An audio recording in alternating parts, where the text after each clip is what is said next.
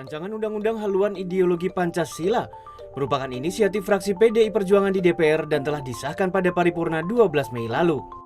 RUU ini tinggal menunggu surat Presiden, Surpres, dan daftar inventarisasi masalah, DIM, yang masih digodok pemerintah untuk dibahas bersama. Salah satu tujuan RUU ini untuk memperkuat landasan hukum pembentukan Badan Pembinaan Ideologi Pancasila, BPIP yang selama ini diatur melalui peraturan Presiden.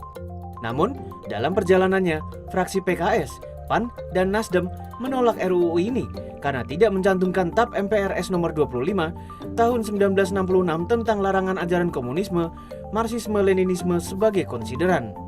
PKS mendukung rancangan undang-undang haluan ideologi Pancasila ini. Tapi PKS juga ingin memasukkan aspirasi tokoh-tokoh masyarakat, kemudian juga elemen-elemen ulama yang ada di berbagai daerah dan juga Majelis Ulama Indonesia.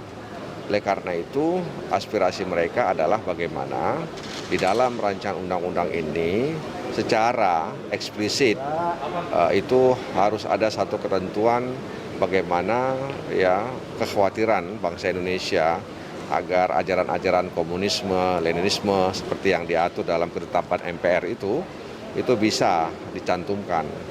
Jadi PKS sebenarnya tidak berusaha untuk menghalang-halangi pembahasan rancangan undang-undang haluan ideologi Pancasila ini. Nasdem kalau kita tidak memasukkan TAP MPR nomor 25 tentang soal pemburuan PKI, kita menolak untuk dilakukan pembahasan. Kita kan ingin lebih awalnya dari DPR ingin lebih menerjemahkan dalam hal-hal yang lebih konkret di masyarakat terkait dengan sosialisasi tentang Pancasila. Karena hari ini misalnya ruang-ruang untuk sosialisasi Pancasila ini di DPR itu kan melalui 4 pilar. Itu dirasa masih kurang.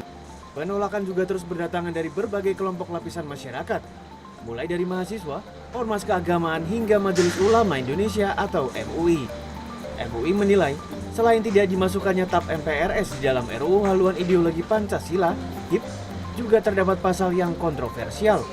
Seperti poin kedua pada pasal 7, ciri pokok Pancasila berupa trisila, yaitu sosionasionalisme, sosiodemokrasi, serta ketuhanan yang berkebudayaan. Dan trisila yang dimaksud terkristalisasi dalam eka sila, yaitu gotong royong. MUI pun menduga ada upaya terselubung untuk melumpuhkan unsur ketuhanan pada sila pertama Pancasila dan berpotensi membangkitkan komunisme.